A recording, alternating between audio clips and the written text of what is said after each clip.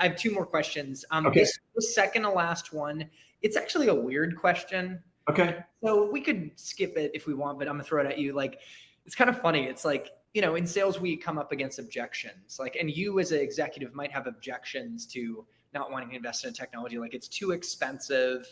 It's not the right time. We already have that.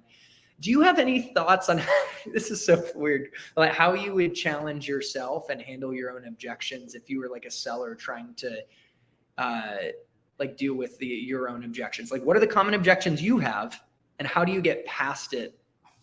Well, I don't know. What do you kind of do that? I mean, like I've got a friend that he was in debate and we used to go back and forth. And when you're in debate, you've got to be able to take any side.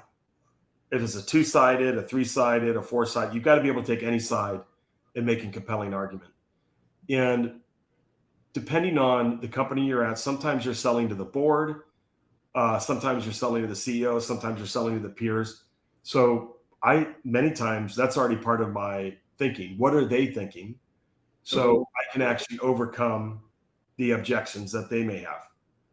And then I try to put myself in their seat as well to, what are they thinking about either me or the solution I'm proposing and bringing to the table? So I think a lot of the same things should happen in the sales cycle. An emotionally intelligent and salesperson is probably going to be reading me and figuring out, is he even interested? If he is, what are his objections? If he's not going to tell me, I've got to figure that out. Let me get in his brain and try to figure it out. I hate that saying, but and try to figure it out, and then I can build the different back and forth and use those strategies. I'm impressed. Is that confusing or not? No, I'm impressed. Like, you knocked that out of the park, and you gave a framework for thinking about foreseeing objections. Yeah. Which ultimately it's on us to have some degree of emotional intelligence, to talk to our sales team and the people out in the field that have seen the most common objections to get an idea, but ultimately to build the trust to maybe get Mr. Executive to open up and share what they are openly so you can address them and understand them. So amazing job, because that's a freaking hard question. I've never asked. It is a hard one, but I think when you put it in the context of a debate, I know there's a debate tonight. I like that. Yeah. Imagine you're asked a question. Imagine if you had to take both sides of it. And you have to answer both sides equally compelling. And so a lot of times I do think that's a good way to think about it. And it makes me think of empathy and going back to trust at the end of the day. So that's a core theme. And hey, at the end of the day, we made it to the end of this conversation, and this is the last question. Thank you so much for the time. And it's the coolest interview. What are some of the greatest lessons that you've learned from your mom and dad on what it looks like to live a full, amazing life? Oh boy. It's a broad one, an easy one, but it's an emotional one. But so both my parents aren't with us. Lost them years ago, and but my dad lived to 95, made it through World War II. Yeah. Saw some of the bloodiest battles over there. I mean, just unbelievable.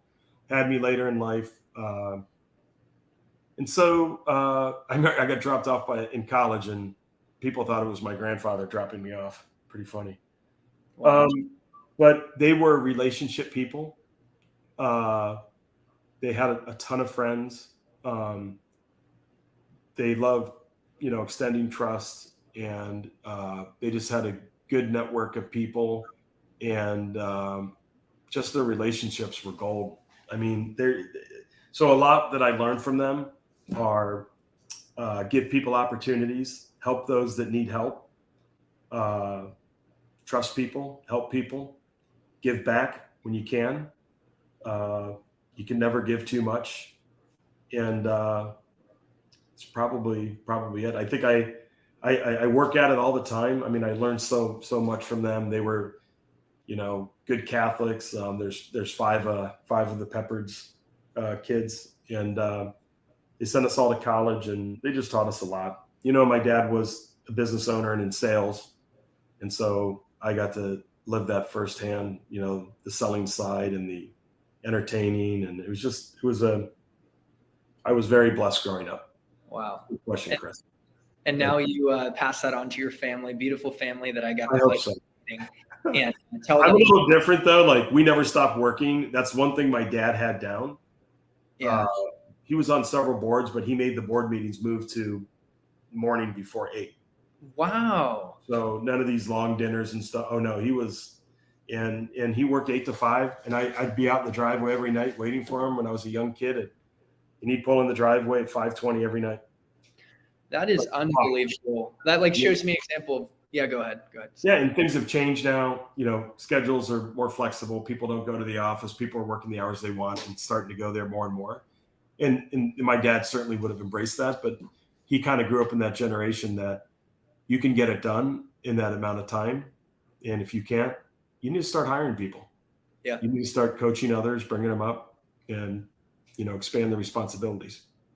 Wow. That just gave me a vision for how I want to be. Like, I don't want to evolve into like some leadership role or be an executive and then sacrifice my family life.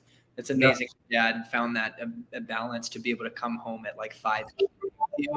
And clearly it had a huge impact, and look at you and what you've done. Yeah. You know, I mean, we got to give your parents and my parents credit for how we ended up. So like, trust, be generous.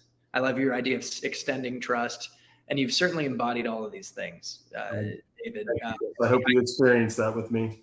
It's spilled over onto me. So I am so grateful for our relationship. And guys, this is just an example of what is possible on this path when you're getting out there in tech sales, connecting with great people. Because at the end of the day, we're in a people business, you know? It's a great path.